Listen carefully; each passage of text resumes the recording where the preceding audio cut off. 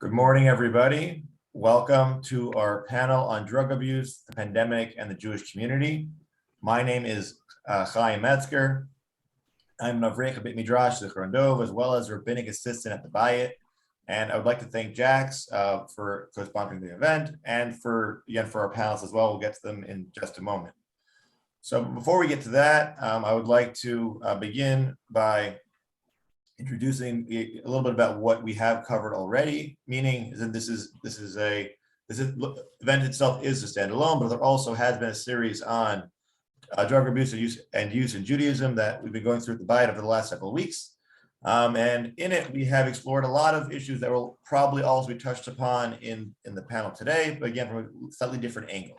Right there, we dealt with not in terms of the, when we reached the full-on abuse and addiction side, which will be more the focus today. We spoke generally about a lot of the issues of how substances are used or misused in Judaism. So we began by talking about alcohol, which is perhaps the most used substance, and then about how it is both an integral part of many mitzvot, while at the same time also can be a very dangerous use as well. We also discussed a little bit about cigarettes, its history, its past usage, and how a little bit about the dangers of misinformation and lack of medical knowledge caused a terrible habit all throughout the world, and how society has been working quite hard to fix that ever since. We also discussed a little bit about marijuana, which is ever present in ads all across Canada. As you drive up and down Bathurst, I've seen many an ad for different places that, come try our cannabis. So we discussed again what are some of the effects that marijuana can have, whether we are halakhically as Jews we are looking for those effects, and again many of the issues that come up with marijuana usage. We also mentioned again on a little bit of a different tack. We spoke about the way media plays in and how media can also be a substance that can be used or abused depending on how we utilize it, and how it's not just limited to some people talk about the bogeyman of social media, but it's not just that. It's a lot of things that we consume, be it in print or in paper or digital. A lot of the things we have to bear in mind about how we use the various media forms that we're currently using. But on the other hand, also, I'm very thankful we actually do have Zoom to use, so we can all be able to join in this event, no matter where people happen to be. I know people, many people here located here in Toronto. I know there's some people here who are on the Zoom from New York as well as elsewhere. So this way, again, we could all be here for this event. So fortunately, the driving force behind having this panel and the series is not one of pure intellectual curiosity. It is driven by certain events that have been occurring around the world, and particularly the Jewish community, in regards to the rise of usage of certain substances such as opioids, in light of the fact that the pandemic has actually driven them up. So as far as, again, the various aspects for how that works, I'm going to leave that to our panel of experts to discuss. But again, that is why we're having this, and particularly having it the week of Purim, because Purim is a holiday which very much is one for celebration, but it's also one that comes with a healthy serving of alcohol, which is also a substance, and therefore we're going to hopefully be able to get a little more clarity today on that. So I'd like to begin by introducing our panelists. So first, we're going to be hearing from Rabbi Dr. Charles Grysman, the spiritual leader of the Zichron Yisrael Ayin L'Siyam congregation, as well as education consultant. He also has a private practice in counseling and therapy. He received his ordination from Rabbi Yisrael Yeshiva and Rabbi Gedalia Felder Zatzal, and he received his doctorate in education from the Israeli School of Graduate Jewish Education of Yeshiva University, his MSW from the Worthwhile School of Social Work at Yeshiva University, and his CSW from the State University of New York, and is also a registered social worker in the province of Ontario.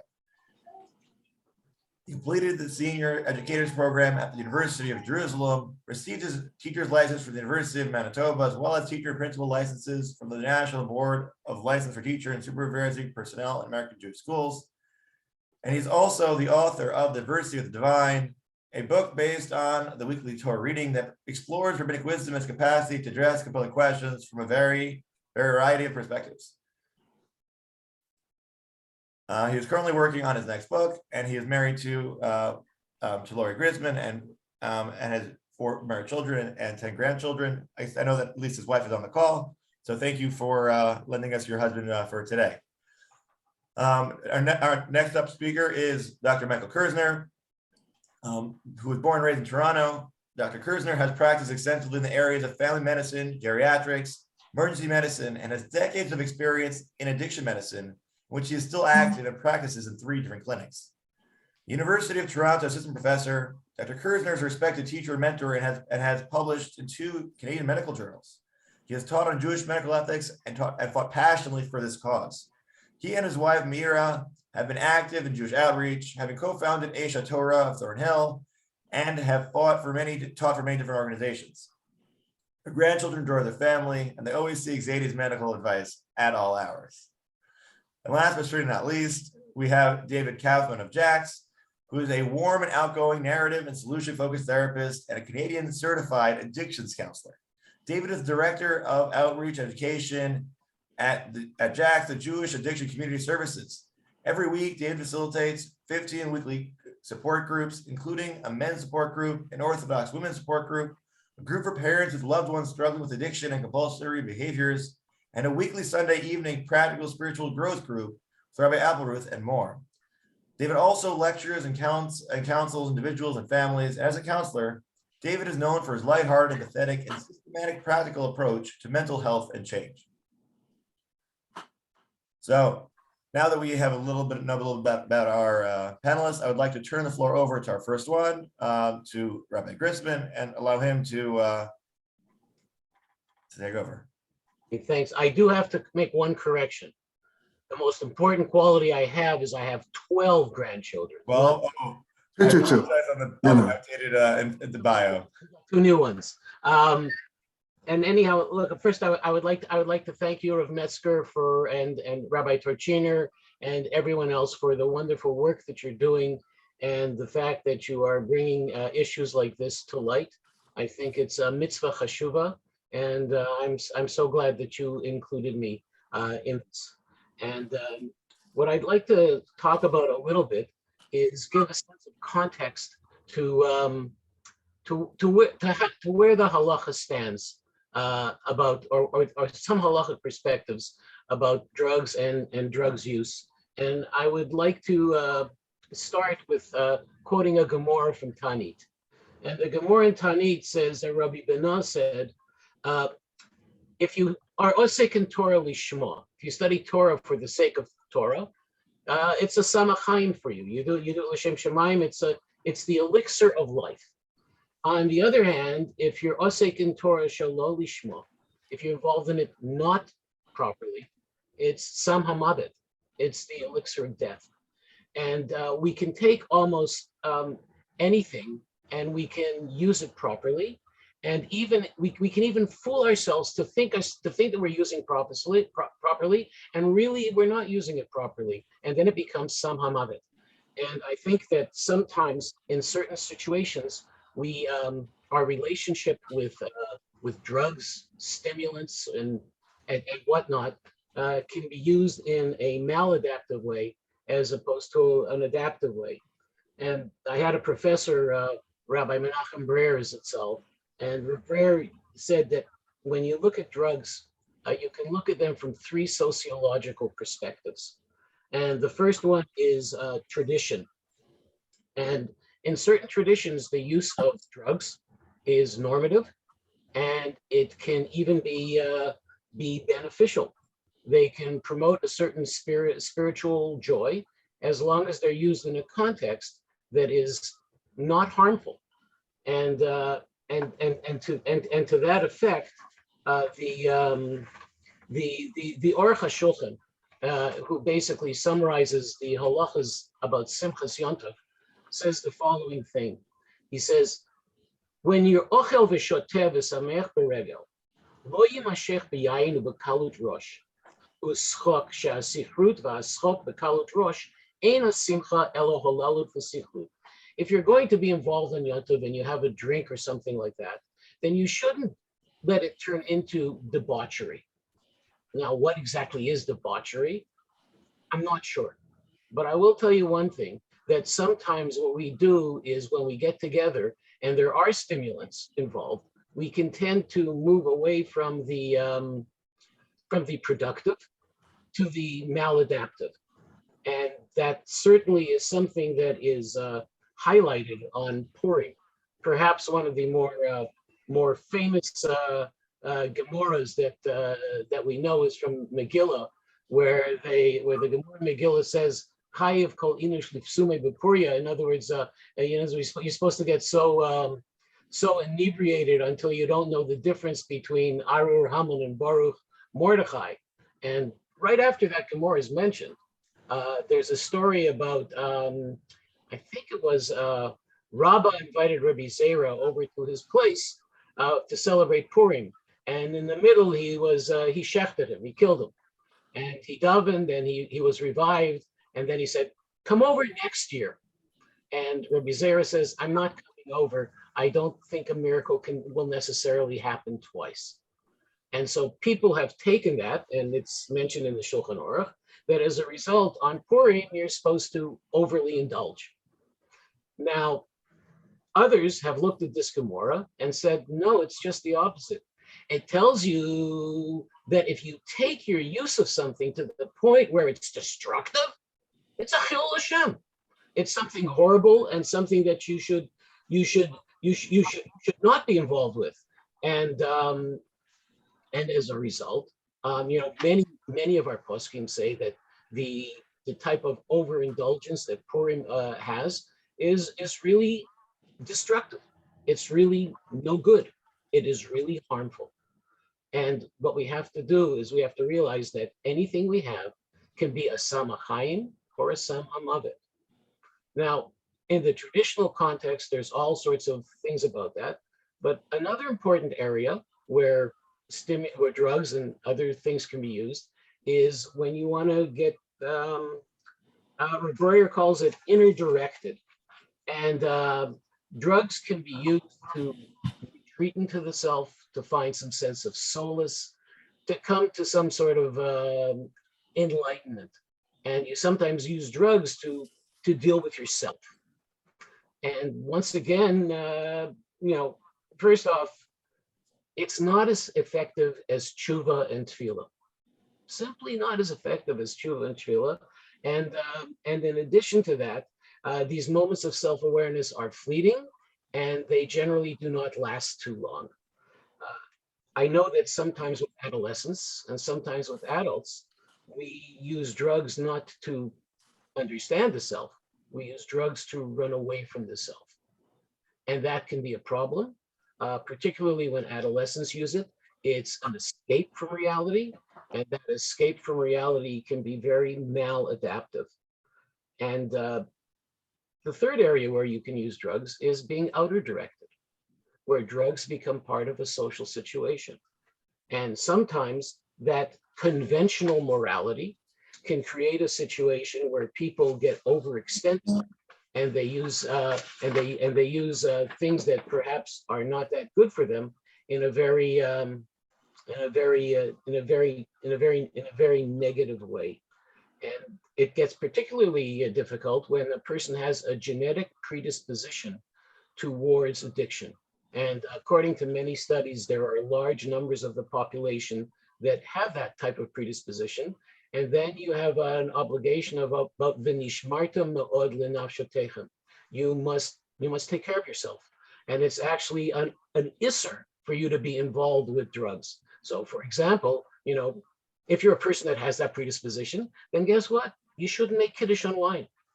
You shouldn't have your abakosos, use grape juice, because that propensity and that putting yourself in a danger is 100% usher. Destructive and dangerous behavior is simply keneged halacha. So within that context, stimulants are stimulants. Drugs are drugs. Uppers, downers, all that other stuff.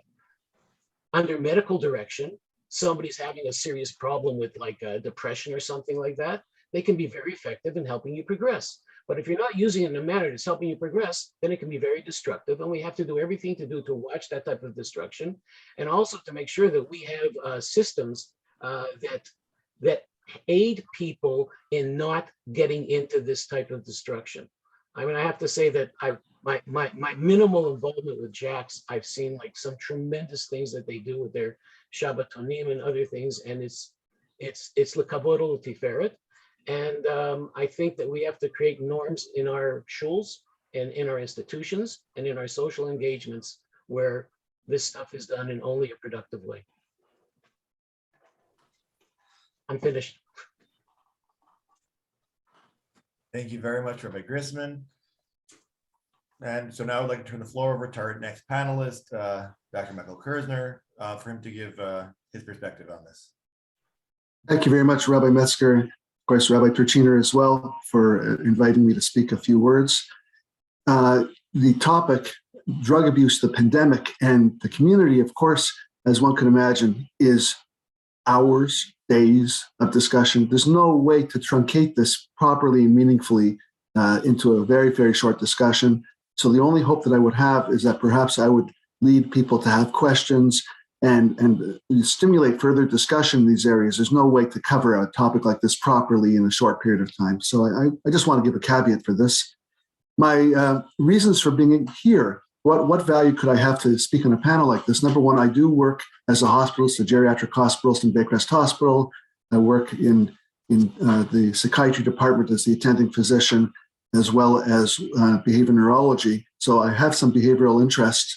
Also, I work at this present time in 3 drug clinics, 1 in Scarborough and 2 in Northern Ontario. So I am sadly relatively adept at understanding from the medical model, which is a limited model, the illnesses that we see from the effects of addictions. So that's where I come from. So is COVID over? Dirty word. I'm not allowed to discuss the C word, COVID. Okay, but I will say like this, we have to ask a question. Is it over or not? Maybe yes, maybe no. We are hopeful that it is. It may or may not be. There are different views in the wilderness, like everything, lots of different views. However, that's not the question for today. The question for today is, are the effects of COVID over? And maybe, is there any small little comments we could make about the effect of COVID on our community and on drugs? And here I do want to say a few words in the next minute or two. So what I will answer in short, though, is we don't even fully know what the effects are going to be. When we talk about the effects of a phenomena such as COVID on us, this is going to be measured in years. So that anyone who comes to a quick conclusion, yes, no, maybe, it's going to take more time. We're very interested in understanding our community. What are the current things that we see in it, and where do we have to go? And there is, of course, from an academic point of view, I think a paucity of information for this. We don't really have data per se to lean on it, but we have lots of anecdotes. We have lots of situations that have occurred that have been painful. So I will discuss a little bit of that, okay? But we do know certainly that there's been a lot of distress. There's been a lot of things going on in homes. There's been a lot of psychiatric illness, abuse in families, as David Kaufman certainly can discuss if he wishes to, family dysfunctions, missed cancers. Okay, there's a whole range of things outside of our discussion of drug abuse that are certainly part of the COVID phenomena, and how those interlink with what people do with substances, good or bad, certainly comes up. And I certainly agree with what Rabbi Grysman said. The issue of using the medications, sometimes for solace or sometimes for relieving of severe existential anxieties, is really a powerful issue. And it's not small. It's big. It's big in the world that I live in. Okay, so that's one thing. What about the different communities? So in the elderly community, isolation. Sometimes they're like pariahs in the time of COVID. Depression, much more depression. Yes, attempted suicides in the elderly. A lot of these things are worse and have been worse.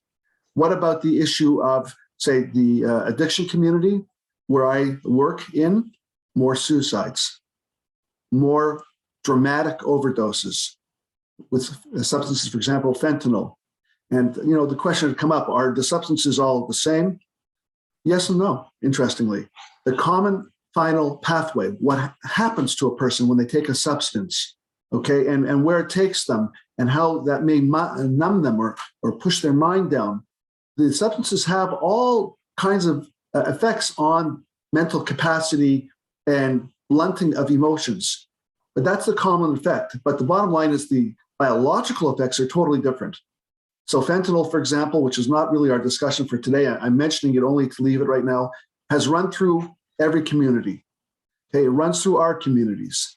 Okay, why don't we know about it as much? And there have been very brave, honest, integral families that have come forward and talked about their experiences with the loss of loved ones through these type of drugs, for which I have tremendous respect, because they attempted to break the stigma that exists in our communities. We are light years behind New York in terms of being able to have families stand up and say, I lost someone to this, or my family, or my son, or my daughter.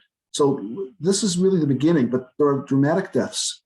But I'm going to leave that. And there's jailing, of course, and all kinds of things. But we want to look at what happens in the Torah community. And I want to say there's a problem here, in my opinion. And that is, Ubiarta Rabbi Kirbelcha, that the Torah has an idea that we push out evil from our community. But we misunderstand this. We really powerfully, fundamentally misunderstand it. That when we talk about getting rid of evil in our community, so someone who has an addiction becomes a pariah in a certain sense. They don't fit because they don't follow the rules of what a Torah Jew should or shouldn't do. And now suddenly they are bereft of a society. They're now pushed out, pushed away. They end up being far away from Yiddishkeit, unsupported sometimes, and they pass away, and now they're out of the community, so the community doesn't even see them anymore. So they're not part of the community. So sometimes we're not even aware of what's happening to the people in our community as these painful afflictions hit them. Okay, so I want to make this point. It's very important that the Torah community has suffered in the last few years. Again, it's not my right to speak about it, except that I am one of those Torah Jews who goes to shul or didn't go to shul for a long time, who was concerned about it. I had hospital reasons as well as personal reasons not to go with COVID, and the community itself. Right, I'm seeing Jews now back in shul I haven't seen for 2 years. Some of them will say, "Yeah, I kept up. I was at home keeping up," and some of them did not keep up, and that they're really starting back again.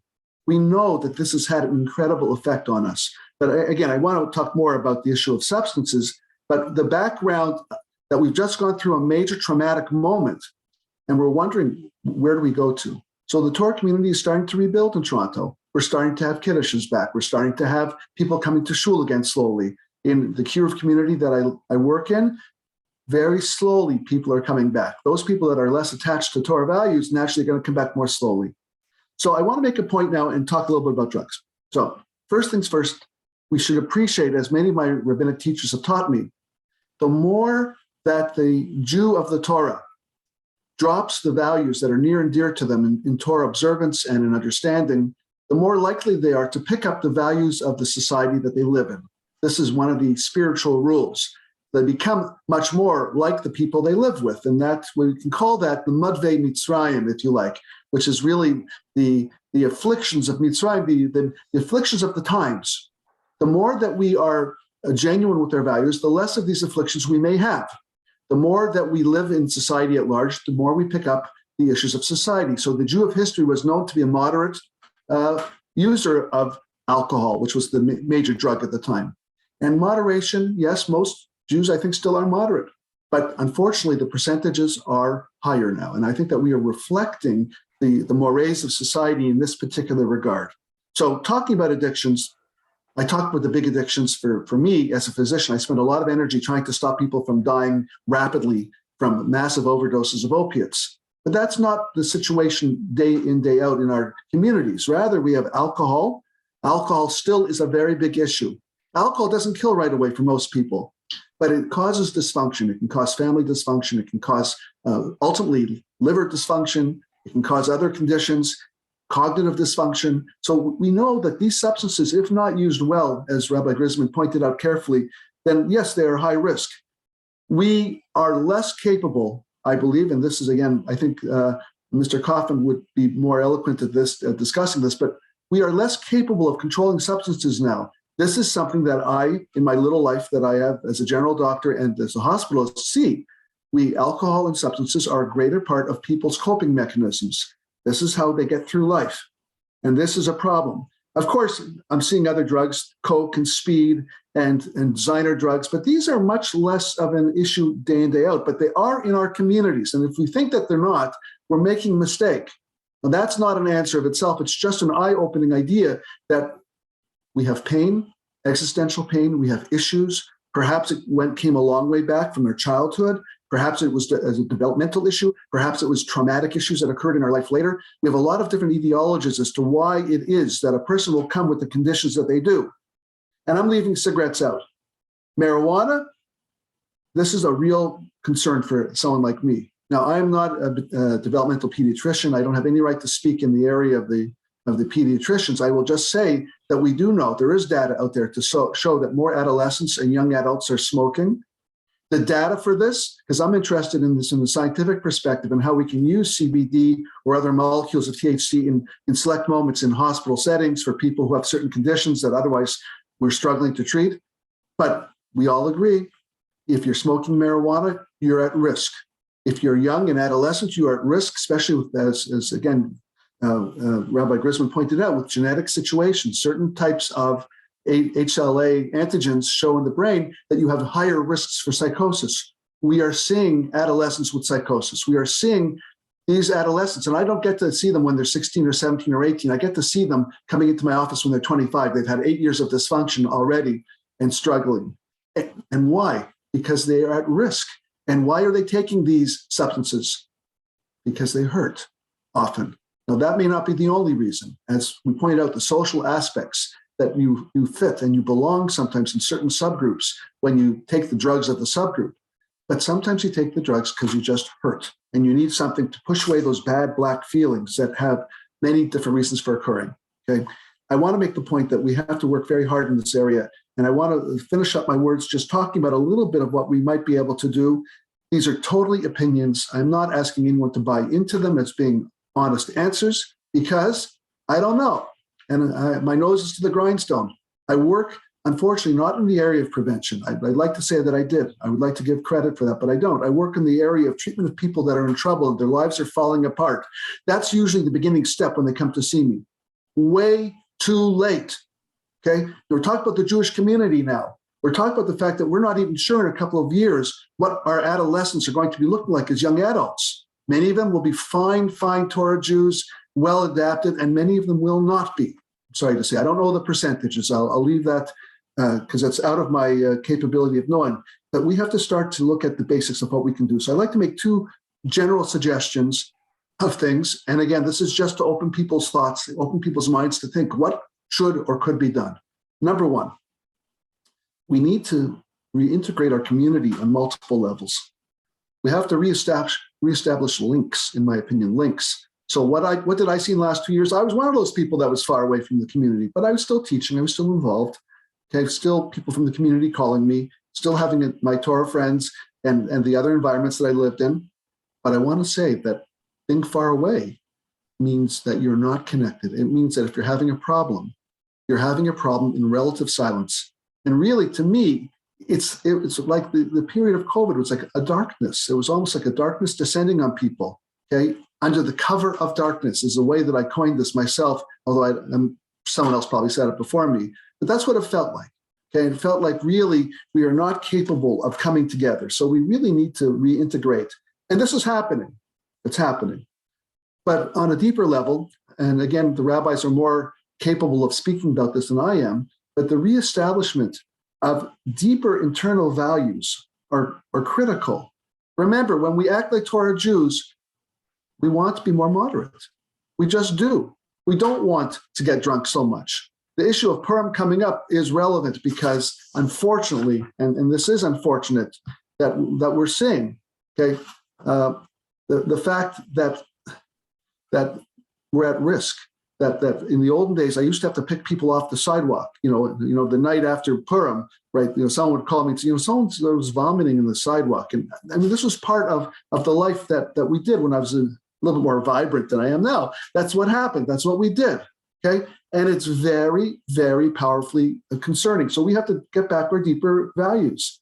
But the point I'd like to make of this first point of reintegration and values is: are we our brother's keeper? That's the question I'd like to just politely raise. Are we our brother's keeper? Okay. And that means to say that when we see dysfunction, do we walk away from the dysfunction? And do we say that, it's his life, that's how it goes? We know Jewishly that's absolutely not an appropriate response. Our response is that we do care and that we have a responsibility to our brethren and we have a responsibility to the world at large. I mean, This does not stop there. The concentric circles of relationships means that we have a responsibility right to the whole of mankind. But we better start at home. And we better start by seeing that person in shul that comes to Kiddush and has an extra drink more than they should.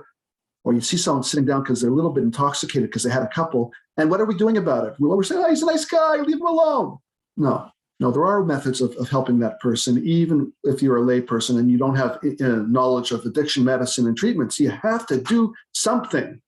I think the something that we have to do is be part of a relationship with a person and be with them and help them in their existential moments. Okay, so that's my first point. Okay, second point I'd like to make of suggestions, and again, just suggestions. I really am not trying to be dogmatic here, just trying to raise people's moments of thought. And that is that we have an issue of kids.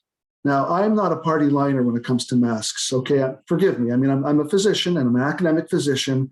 Okay, I like studies. However, but I'm not a big fan of masks. Okay, it just happens I'm not. And there are many, thank you. And there are many, many people who are very good psychologists who say that the effect of masks on kids, we're going to start to see more and more.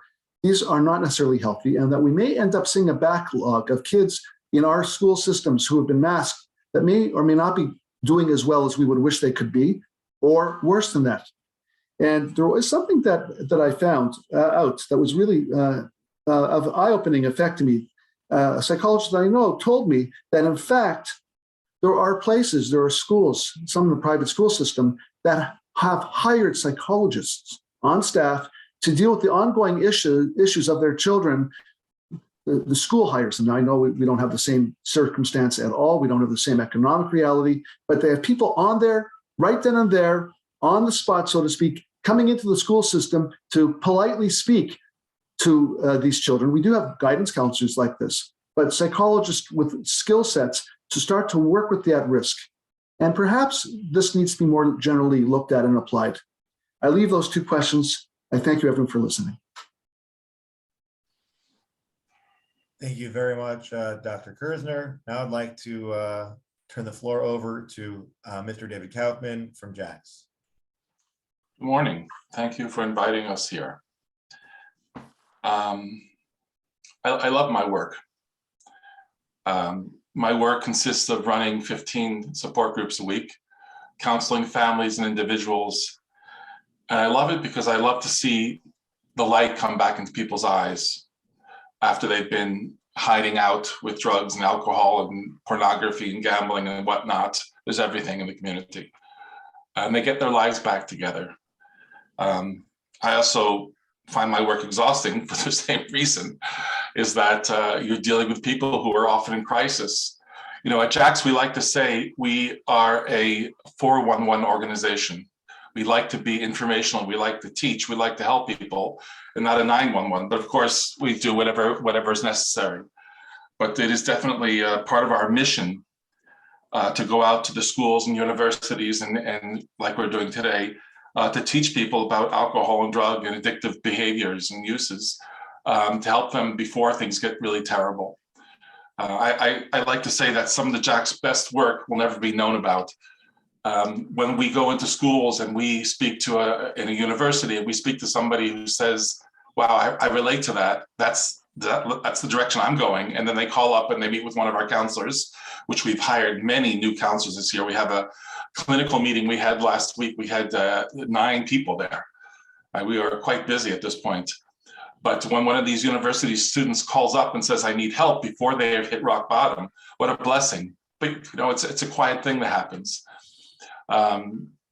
I noticed Zalman Goldman is here, and it makes me a little anxious to speak in front of Zalman. Zalman's the founder, one of the founders of JAX, who was involved for 20 odd years and recently took a back seat at JAX. But you know, I kudos to Zalman for all the work he's done all the years when it was not easy, and people were saying, "Oh, Jews don't have problems." Thank God, it's rare I hear that today. When I first started working with JAX, it was very common for rabbis to say, "Oh, we don't have that problem in our shul," and I don't hear that anymore, thankfully. So let me talk a little bit about addiction. Whether it's a parent, a loved one, either you're a parent and you have a child who's struggling with addiction, or you have an addiction yourself, there are stages that you need to go through to heal, to grow, to change. And the first one is overcoming denial. And that means looking at reality for what it is. We have an acronym for denial is don't even notice I am lying. Very cute, right? But that's it. That is the first part is to see that you have a problem.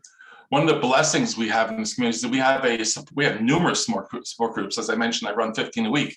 One of them is a men's support group. And it's really wonderful when somebody comes into that group for the first time. It's a Zoom group at this moment.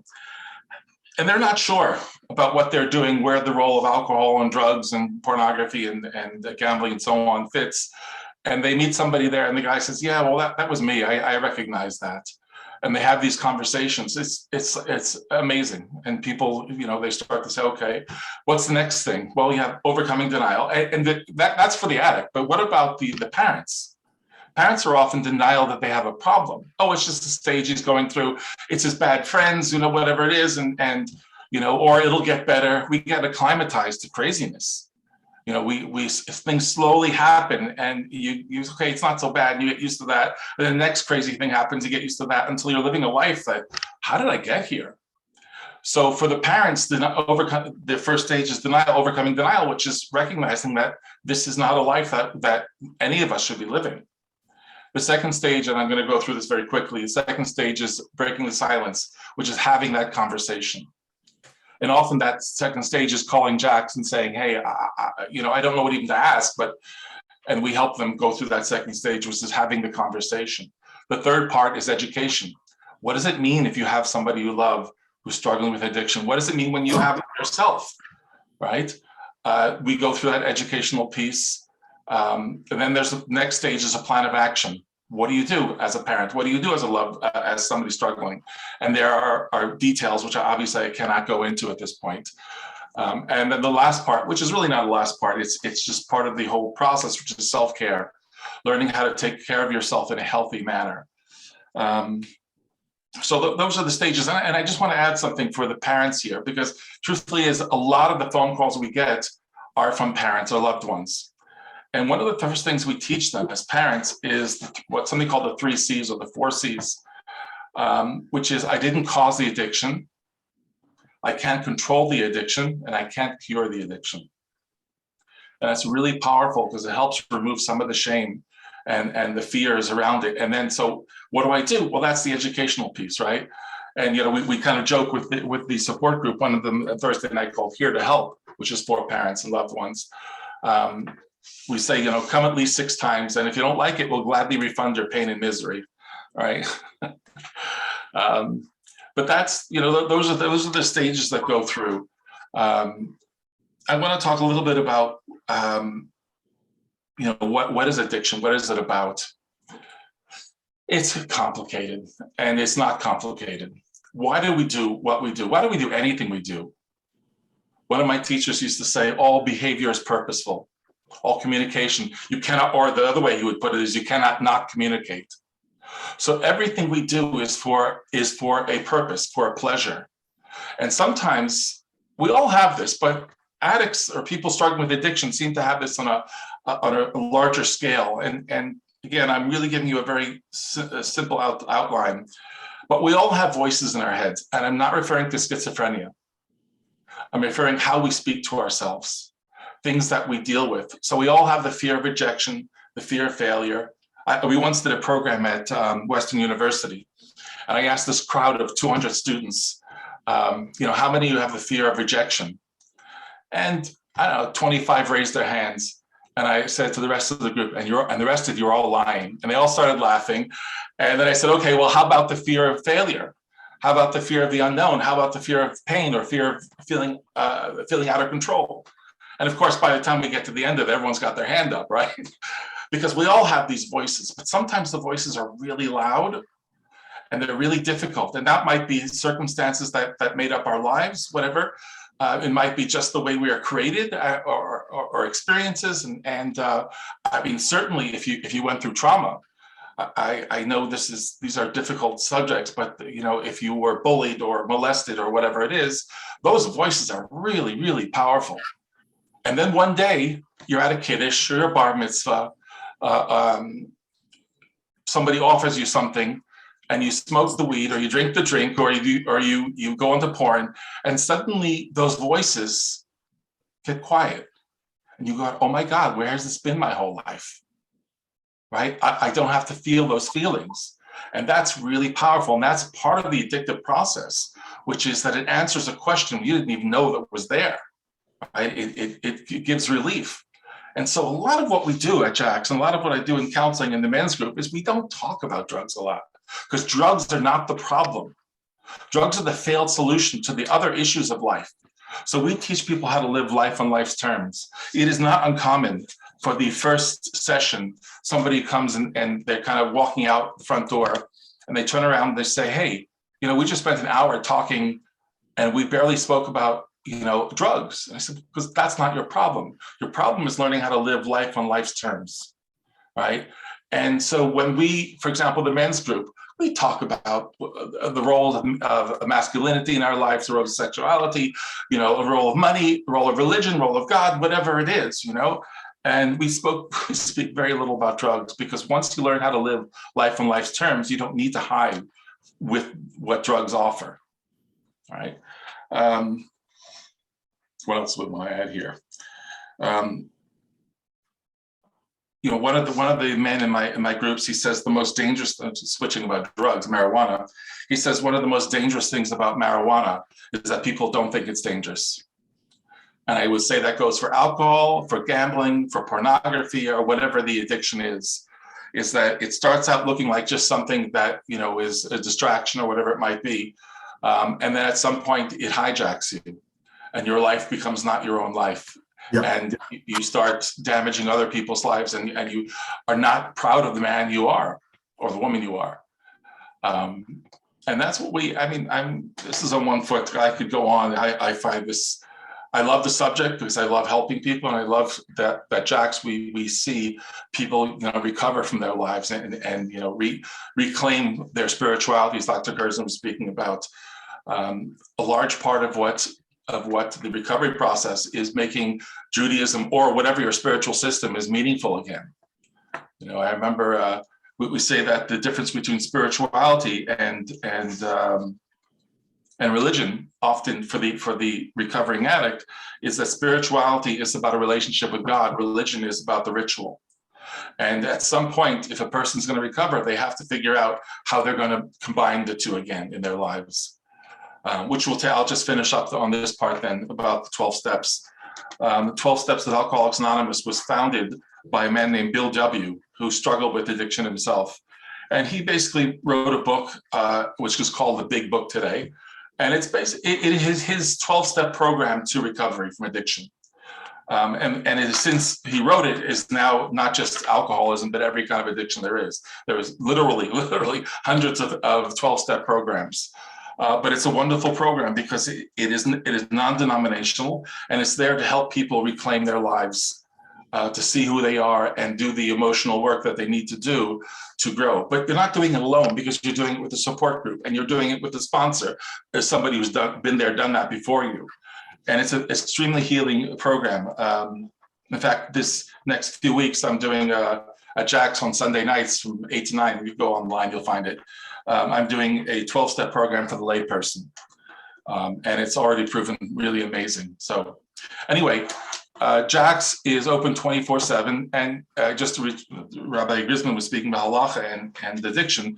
Addiction kills, and somebody who has a trauma or gets triggered during Shabbos, I keep my phone on. And there are times when I will say, if you feel like you're going to use, please give me a call on Shabbos, right? Rarely I get calls, but just the knowledge that this thing that they're struggling with is so important, and we care for them, love them so much that we're willing to, give up the Shabbos, the one Shabbos for many, is a really powerful thing for them to hear. But anyway, I could go on forever, but thank you so much for giving us this opportunity to speak. Thank you very much, Mr. Kaufman. So we're gonna, in a few seconds, we're gonna start with the Q&A section. Before I get to that point, I want to tell everybody that if you have any questions after the panel, feel free to submit them online. I'm gonna post the link in the chat. But also the questions that we're going to be asking, that we're going to be using now or pre-submitted. If you have any other questions, again, please feel free to reach out to me as other panelists afterwards as well. So the first question that I would like to ask relates to the question of at what point should I be concerned? As in, oftentimes you'll hear people talking back and forth about, their usage of alcohol or smoking or marijuana, right? Depending on the person's age also. And my question would be, at what point can we tell that it's an issue versus it simply being somebody, using it responsibly? How can we tell when we're supposed to try and get involved? Like, when are we supposed to exercise the mitzvah of hochech tochiach et hamitecha? Again, just open to any of the panelists. Please feel free to answer. Right? At what point are we supposed to rebuke? And is it a helpful way to do so? And what point is when we are saying it is only going to be hurtful to the person? Right? How do we know when we should step in? So I'll start. They are men who come in for the first time to the men's group, and they're many times struggling with whether they have a problem or not. And they will start speaking and trying to justify and trying to rationalize and kind of admitting, not admitting. And one of the things I will often do is I will stop them and say, hey, if your wife was here right now, what would she say? And then there's this silence. And I say, okay, so tell me what she would say. And so the job of the therapist, the job of people is to see, as I mentioned before, to overcome denial, to remove that lying to ourselves, right? There are criteria that go into this, technically, whether somebody's struggling with addiction. The first one is compulsion or obsession of the body and the mind. You wake up in the morning and you start thinking about how you're going to get high, or it's Sunday morning and you wake up and you say, I can't wait till I can next Kiddush so I can get drunk again. It doesn't have to be an everyday thing. It's the obsession of the mind and the body. Then there's tolerance. You start using, let's say alcohol, you have 1 or 2 shots, and now you're up to 5 shots a day or on Shabbos. There's withdrawal. When you stop using, you get restless, irritable, discontent. Physically, you might have withdrawal symptoms, which are real physical withdrawal symptoms. Dr. Kirzner can speak more to that. The next piece is what we call negotiating with chaos, another criteria, another symptom. That is, okay, alcohol is my problem, whiskey is the problem, so I'm going to switch to vodka. Vodka is my problem, I'm going to switch to wine. Okay, I realize alcohol is a problem, now I start smoking weed. And then I start gambling, and then, it just goes on. And all you're doing is trying to figure out a new way to avoid life on life's terms of the feelings that you don't want to have. And so you're negotiating with this chaos, which eventually will start having, which is the next criteria, negative consequences. Your life legally, emotionally, the kids, your own self-image, all those things start falling apart. And there's more, but those are the basic, criteria that we would say you might have an issue. Come talk about it. I would focus on a slightly different facet, which is, number one, we need a functional community to be able to identify people who are struggling, because with denial, individuals who have a problem are not going to come forward and say, oh yeah, I have a problem. If when it happens, as David experiences, that's really positive. That's the earlier times that we can help people when they have insight into their condition and they realize that this isn't the way to go. Unfortunately, it's not always that simple. Oftentimes you catch people in the middle of something. So how do you catch them? Well, the people that know them are the way, so that if you have a friend and you see that the friend is doing unusual activities or doing a little bit more and you wonder about it, that is a way. That's right, asking the spouse, as David said, Mr. Kaufman said, asking the spouse, or asking the good friends, or asking the community, or asking the children. I notice your Abba seems to be a little bit not quite right with these things. Sometimes people know, and they're just afraid to say. I'd like to discuss V'ahavta l'recha kamocha, and with the permission and of the rabbis, because really I'm out of my league in terms of the details, but not the principle. The principle is that what that means to rebuke is to take someone privately and quietly into a room and sit down with them and have the time to have a coffee with them and tell them how much you love them and how much you care for them and how important they are in your life. Okay, this is what rebuke should mean in our generation. Anything stronger than that is not likely to be helpful for most people. There may be rare individuals, but the problem is we don't even know what the word rebuke means. But the point of the matter is that what we learn in the secular hospital system, when you think that someone is being abused and you're not sure, you don't say, come on, tell me. You don't say it. You say, I love you and I care for you, and I'd love to speak to you, and I'd love to talk to you again, and here's my phone number, and you can call me anytime, and really, I care for you so much, I want to be good to you. So the issue of rebuke has a different has a different feeling.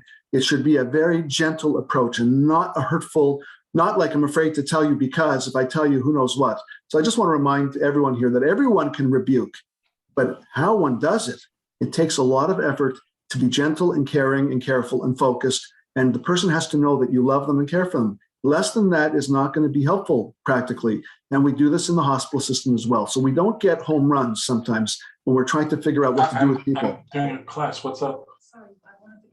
So in the community and in the hospital, in the settings of the drug addicts, we don't win the first time we speak to somebody because it's not about winning. It's about relationship. All right. Yeah, I'm not a big tochacha is something hard for me to do. It says tochiach al manat shetochiach. The Gemara says there, and I sometimes have a difficulty in finding that sweet spot. But I do know one thing, that if you're ever going to tell somebody something, the first thing you have to do is to be other focused.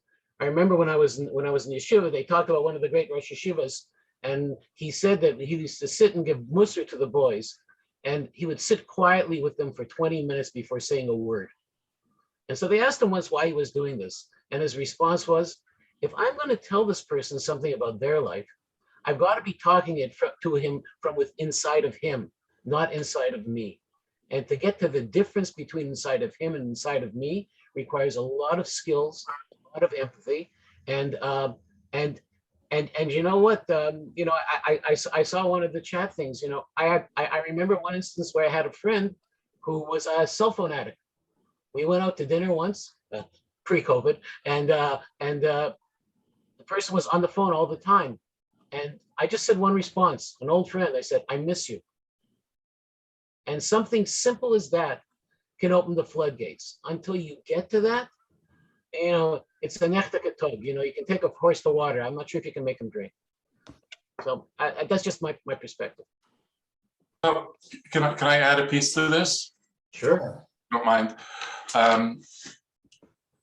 The denial is really powerful, and when somebody, it's not just a using, but it is almost like a love relationship a person has with their addiction, with their drug of choice, because their drug of choice is there for them when they want it. One of the feelings we all have on one level, but we grow up with it, which is that if you really knew me, you might not love me.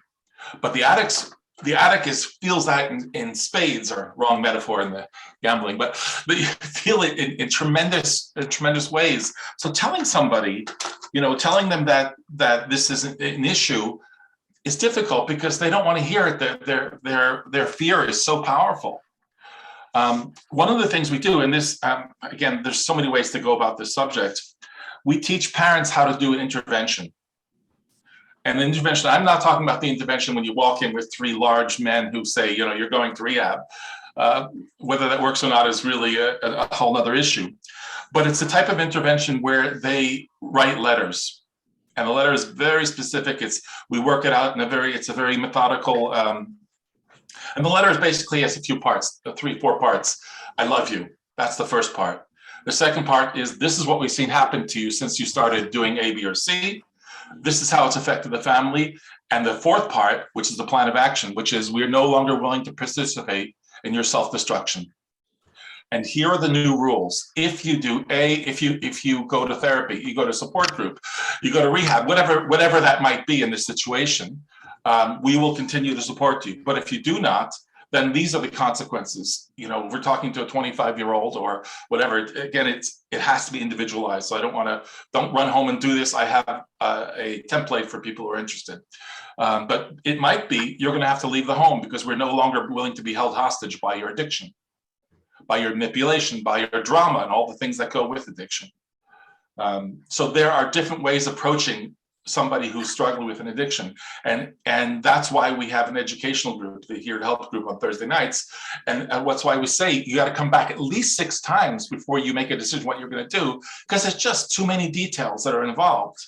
But I wanted to give you a basic outline of the process. As you can see, I get really excited about it because it works. And people get their lives back, and parents are no longer held hostage, and the family starts to function again in a healthier manner.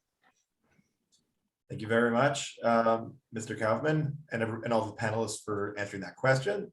So now to take it to a little bit less intense question. So now we're heading into Purim on Wednesday night to Thursday.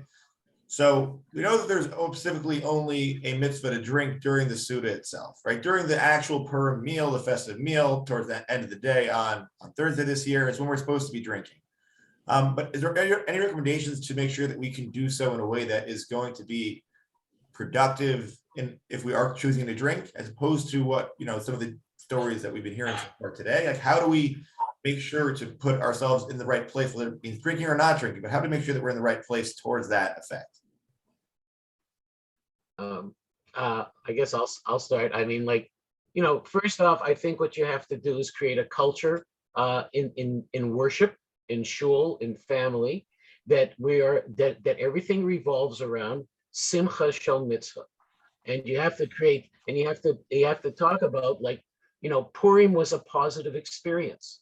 We broke the shackles of Haman, however you want to say it. So what we have to do is live a life that's positive, and that has to be it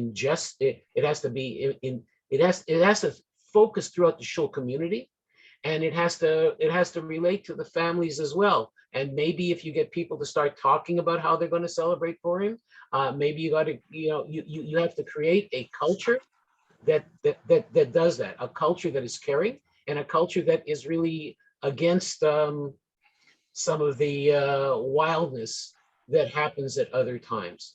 And sometimes, you can't think of, you have to be harsh in your legislation, and other times you have to be soft and create a culture. There's no, in my opinion, there's no hard and fast rule, but you really have to come down on it strong and often.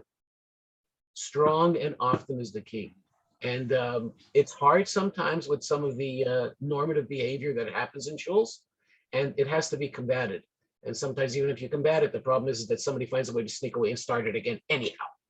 And so it's not easy. It's really not easy because I'm sure as the other two panelists can tell you, people that are addicted and believe in their addiction are committed, and they will try and create their culture no matter what.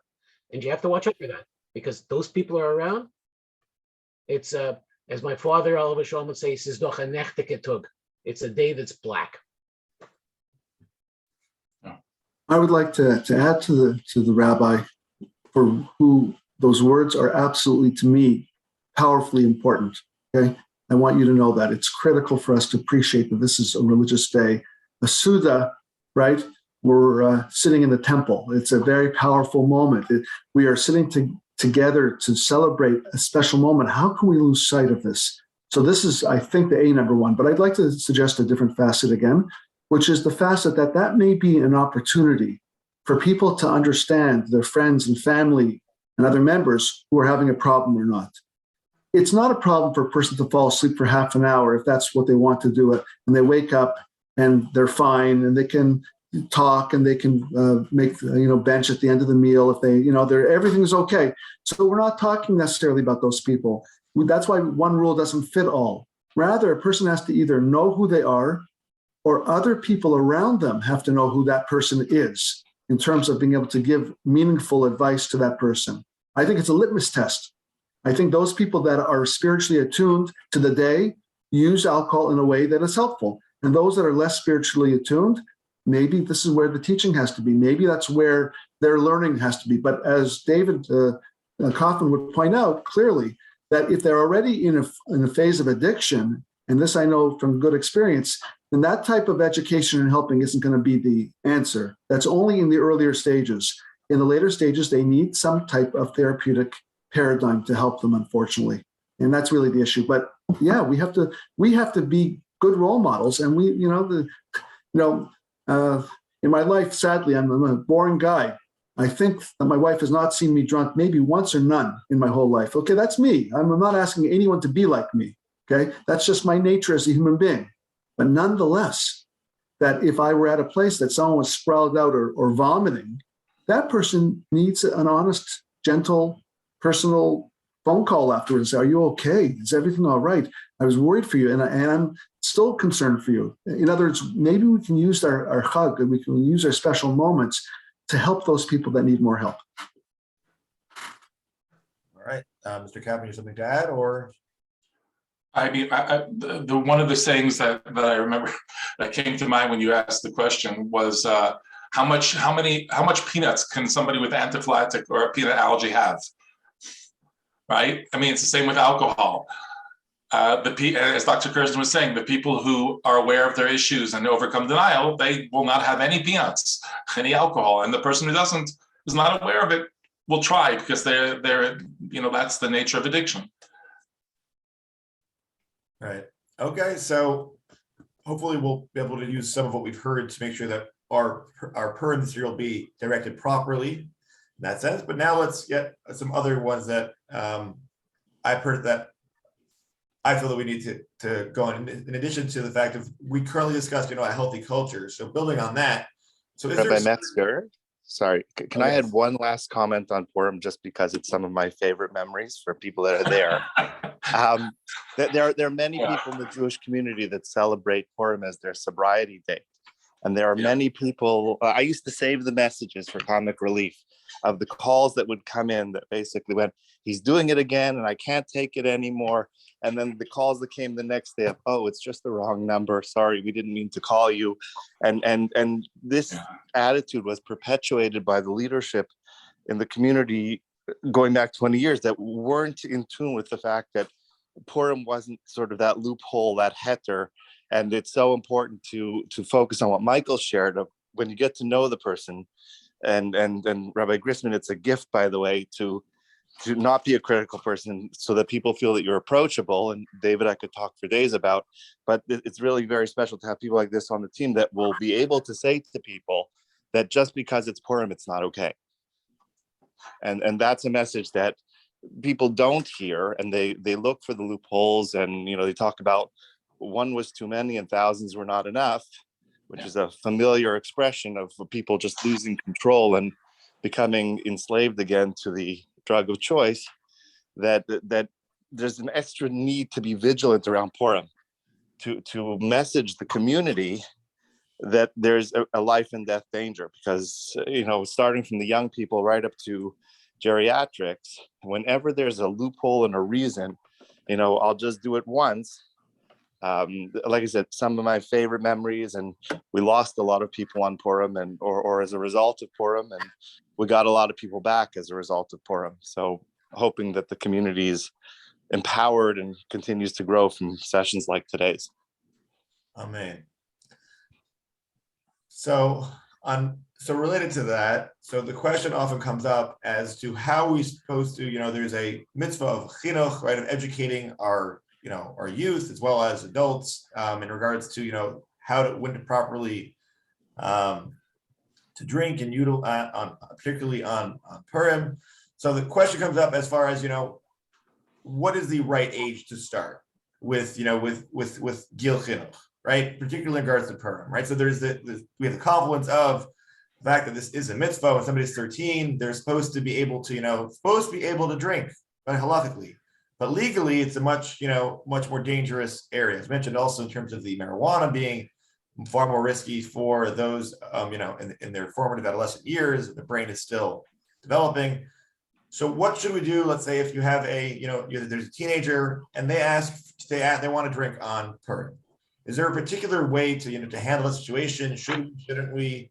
Like, how can we make sure that they are properly celebrating Purim while not doing anything detrimental to themselves? If I could start, but this definitely needs follow-up by the rabbis and David.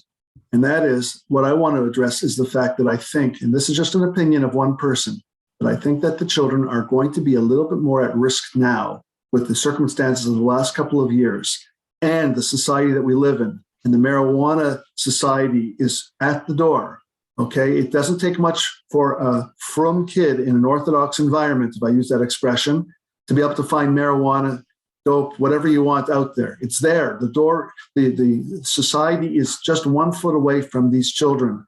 So I think, as a general comment with specifics to follow, that we have to be more careful than normal. This is a general halakhic approach. When things get kind of wild and hairy, the approach is to be more careful and not less careful with regards to our communities. I am concerned for the health of these adolescents growing up, that they have a greater intrinsic risk for the wrong thing occurring. And therefore, we have to start. But I want to make one point and then I'll finish. And that is, it should start when the kids aren't born. It should start with us. If we are not behaving in an idealized manner, or best we can anyways, then what are we expecting from our children? So the key thing is really that from the age of 4, 3, 4, 5, they should be observing parents who are within their reasonable control. And I think that when you ask what is a child things, you got work to do. And it may be out of the range of just suggestion. It may be in the range of therapy, that if the kids have seen you drunk for years or for a couple of years, that's work. That is something that has to be undone. I'm not on the lenient side for this reason.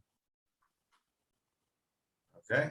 So also just in terms of just add a little bit of statistics to your comment. So the current stats out of the United States as well as Canada is roughly 50% of college students have tried marijuana in the last 12 months. So as far as it being, right at the door, it really, really is right at the door. So Rabbi Grysman or Mr. Kaufman? You want to go first, baby? No, go ahead, Rabbi. Okay. Look, first off, I think that college students is old. I think that depending on the group that you're with, I think that if you're in an observant society and in observant schools, I think from grade 7 on, the Rebbeim should be giving a shiur as to what adolo yada means, to talk about proper context.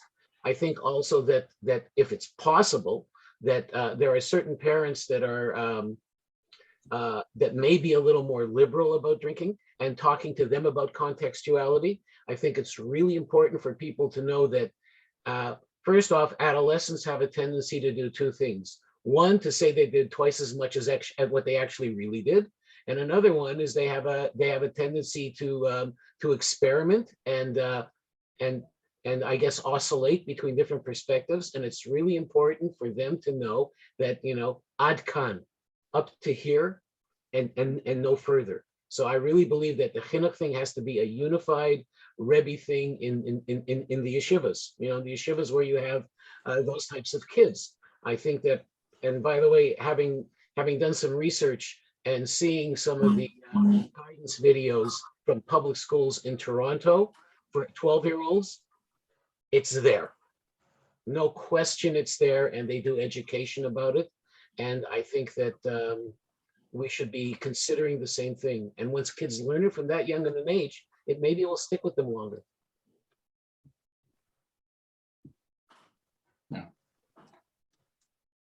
Yeah, Mr. Kaufman? Oh, again, these subjects are really, there's a lot of depth to them, but 2 things that come to mind. One is, I hear what you say, I'll see what you do. So as a community and as parents, if we practice what we say, then we'll have some traction. But as a community, if we are doing opposite, if we preach spirituality and yet we do the opposite, doesn't help very much. That's A. And B, there's another part of this, which again is that we know about 10% of the population has a genetic predisposition to addiction. And when that kid hits. I mean, men have told me there was a magic moment. The first time they had that drink, it was something switched on, and they were aware. They didn't know what it was because they were too young. But from our perspective, wow, that was that magic moment. And so you have to be able to address that also as a community. But those are just quick thoughts. Okay, so the next question I have is, so how can one be knowing that there is this issue? So how can we as a community be sensitive to those who on both sides of it? We both have the people who definitely have drinking and usage of these substances part of their daily lives, and we also have, on the other hand, we have those who have been very negatively affected by it at the same time. So what would be the way that we can moving forward be able to educate properly without alienating either side of that? Is there what would be the way to be able to bridge that gap between the two sides? Because let's say at a given kiddush, right, you have the drinks table, right, which has plenty of alcohol there, but we know there are people who are struggling with alcoholism. We know people who are recovering or recovered addicts at the same time. So how do we make sure to put forth both the the proper mindset while not not pushing away either side? Because if we come up saying it's all bad, then we're going to wind up losing one side, and if we come too hard encouraging it, we'll wind up pushing away the other side. I would like to make it. Oh, sorry, go ahead. Sorry, David. No, go ahead, Doctor. I would want to make one small comment. This is just a matter of opinion of a person, but not a fact. And that is that if we make any mistake in our society, being too harsh on people, which we should never, ever be, I said it already, or not saying anything because you don't know what to say, we err more so on the side of not saying anything. That is, to me, that's an opinion, but it's mine, and I'll hold by it, meaning to say that we often don't say things when we could have said something. How we say it is everything. And that, again, I don't want to reiterate, but not saying and letting things go and exonerating. In Orchot Tzadikim, it talks about the fact that you are obligated to rebuke people, and that the idea of letting go and not saying anything because you don't want to upset the apple cart. I think this is a bigger risk. So finding the right words in the right way is really what I think the task is. If we are connecting as a community, that I think is the homework. That's an opinion I have. There is an idea that in the rooms of recovery that you cannot protect people from seeing alcohol or being in a space where there is alcohol and so on. They have to learn how to live on life terms with society. That's A. B, does alcohol belong in shul? I mean, that's a whole nother question. And I understand that that's very deep and emotional for many people. I lived in Alabama. I grew up in Alabama, Birmingham, for 3 years when I was in high school. And one of my friends from Alabama once came to visit, and we went to shul. And he was shocked. He said, "Why is there whiskey here?" He could not imagine in his church somebody walking with bottles of whiskey. It was just didn't make any sense, right? And again, I'm not here to dictate policies of shuls and so on, but I do believe it is a question that at least should be asked. Yeah. Well, I think I should quote Kenny Rogers, a famous singer, who once sang a song that says, "You got to know when to hold them, and you got to know when to fold them." Hold on. Yeah. Ideally, you could say, well, we can ban alcohol from the shul. That's true. And what could happen easily is that there will either be another shul or you will need another job. And there are problems that revolve around this. And, on a realistic level, and by the way, it's the same thing in education. You have to know how to individualize. You have to know when to make your points, and you have to make it in a consistent manner, one that promotes healthiness, and one that dissuades non-healthiness, and one that clearly says that healthiness for one person is not the same as healthiness for another person. And to let everybody know, there are some of you that will never ever be able to control this. And it is really important for you. You have a mitzvah midoraisa, to never touch a drop of liquor. I don't know if you'll succeed all the time, but you got support, and there's others of you that we cannot create a certain normative behavior where people feel obligated to drink. I have to tell you one thing that's a little off topic, but I think it's really important. COVID has caused a lot of difficulties. I can't tell you the number of people that said, Rabbi, I'm not going to shul and I'm finally davening for real again. I'm finally davening for real. Should I feel guilty? And every shul has certain normative behaviors that are maladaptive and malproductive. And sometimes, even though they pretend to be accepting, they are actually not accepting. And people like, well, and I have seen, I've seen it in a lot of kiddush situations where they take people and force them to have a drink. They don't force them, like hold them down, but they create a conventional situation, a social situation where they have to have a drink. We have to find a way to create a culture in our shul where that's not the convention. And that's really hard. And, it'd be nice to say you can just come down strong, but, sometimes you got to know when to hold them and know when to fold them. But if I may add, or a piggyback on, I think just like I said, Purim was a place where we might want to figure out who's who in the zoo. Perhaps shul at Kiddush time is also the same place. In other words, not punitive, not trying to hurt people, but rather I have observed that you've had a couple of drinks here. Let's have a coffee together. Let's speak about it. In other words, maybe we can use that as a therapeutic environment to start working on people who seem to be struggling a bit. We have to do more of this is what I am saying. Yeah. Okay.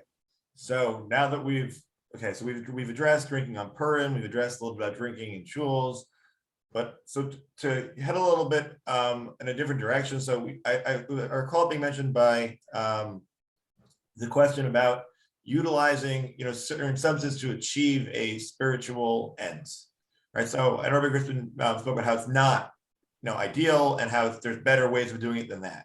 So if we focus a bit more on the other manners of celebration, right? So there's been a lot of focus on utilizing of drugs for a certain purpose and how sometimes it's used for avenues of getting solace, of comforting oneself.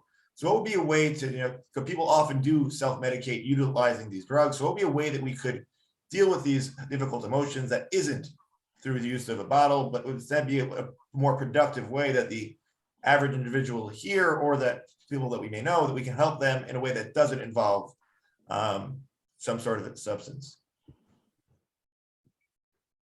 I'd like to speak about this one for a moment, only because of life experience. I had one of the leading rabbis of the city ask me about a certain drug. I'm not going to mention the details because it's not germane.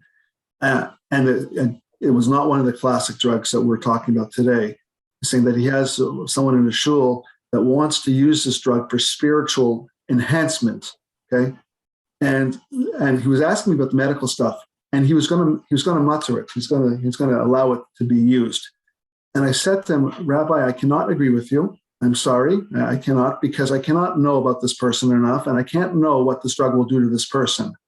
But a person looking for a drug to find some modicum of happiness has to be a red flag, in my humble opinion. It may be helpful. I'm not saying not, and I'm not decrying, because Rabbi Grysman very appropriately pointed out that there are times that people use substances in very productive ways because they're not feeling good, and perhaps it fits a proper purpose. But this is a wide open society right now, and we don't know who and what we're counseling and what it's going to do for them. As David said, 10% of addictions may have a genetic basis. We're playing with fire, in my humble opinion. And I would like to strongly suggest that we should be super careful in this area. Maybe they would help.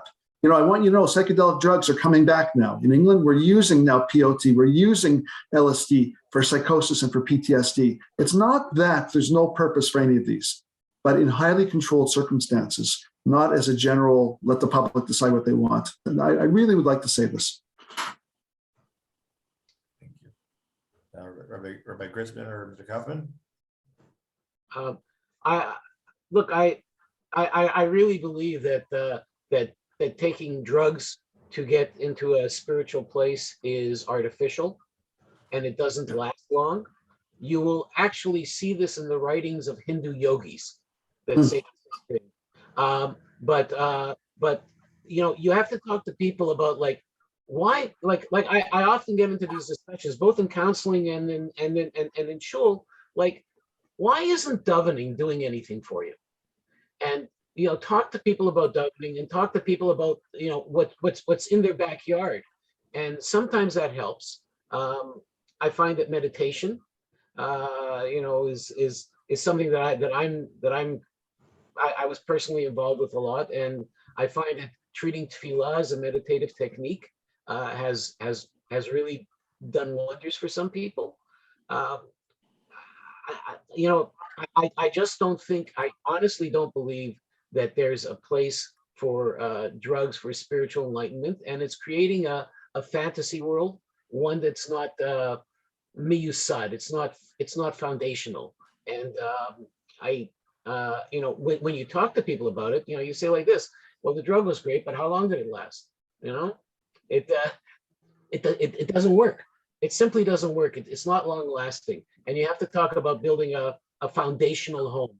And so that's, and you basically have to talk about basic lifestyle stuff. That's where I've been. And I've actually had a lot of conversations about that stuff. Mr. Kaufman? Yeah, quickly. Jax, we do a daily meditation every day at 10 o'clock. It's a 20-minute meditation, so anyone's certainly invited to join us. And that's because I agree with Rabbi Grysman. I think there are already traditions enough to help us feel more spiritual or connect in a different way. They're already there and they're not dangerous. The second one is that if somebody were to ask me, I think the answer, and a very simple, again, it's a longer conversation, is I think the risk is too great. The danger of having it take you somewhere where you have never expected, because you don't know what this stuff will do.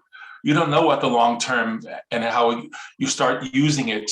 One of the signs of addiction with prescription medication is you start using it not as prescribed, right? You started using something, it's prescription, the doctor said it's okay. And even that, with advice, you can go off. Kal v'chomer, how much more so in a situation where you're going to decide the dosage of how much and when and how you're going to use? Too risky. Yep. Okay, so just want to follow up a little bit more as far as ways, again, we mentioned meditation, but are there any other avenues suggested too if somebody's dealing with difficult emotions, etc., that they would recommend? So personally, as I heard from many of my teachers when I was at Chief University, right? So very important thing for anybody is, we discussed a little bit about the stigma around drinking, but there's also, in general, mental health, that it is always okay to go seek professional help, whether it means doing more like towards what Jax does or anything else. If somebody's suffering, there's absolutely no shame, and it is actually praiseworthy if somebody is actually going ahead and seeking help. So one way to seek help most frequently, at least, is that one way to do is to seek therapy, right? It can be formally with a therapist, or it can also be in terms of, less formally, let's say some people just to talk about it with people around you. Obviously, depending on what the issue is whether or not where do you direct the person.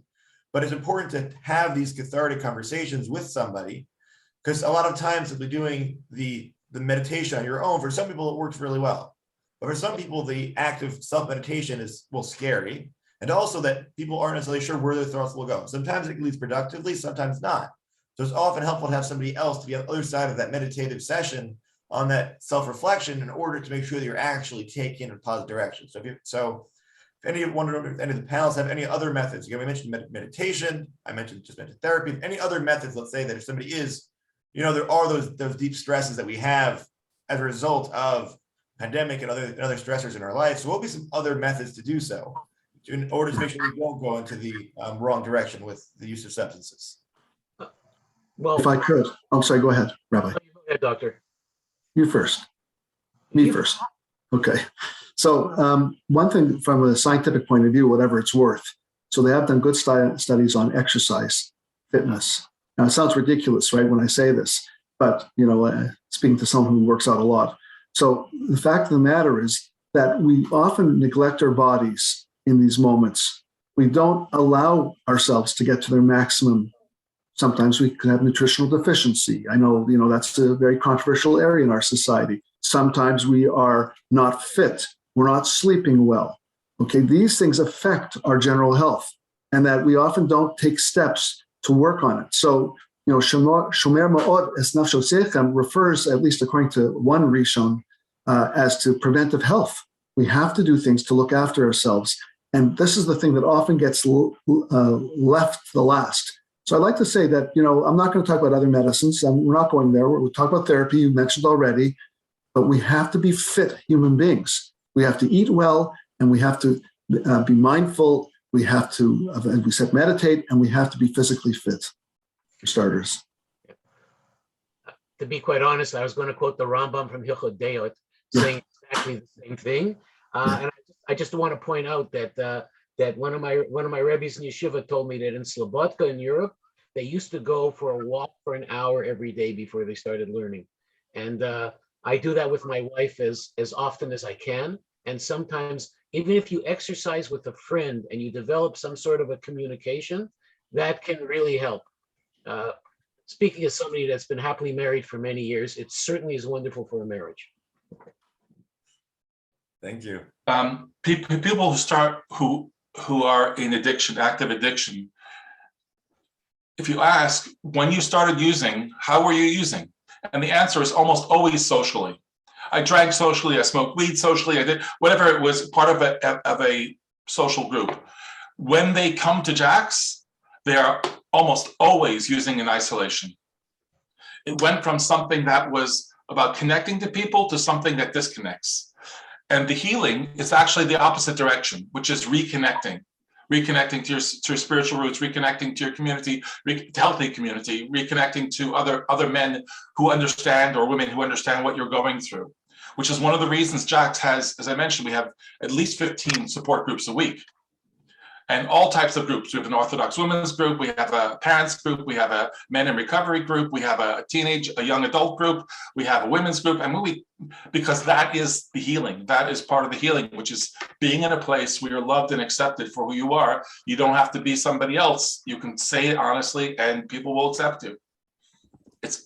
I'm so excited about it because it's really such a healing place to be.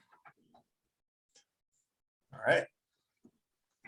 Thank you very much. So I see now, I'm looking at the time, we're running short on time before. So anybody have any final remarks from our panelists, and then I'll do the wrap up. So You want me to go first? I'll go first.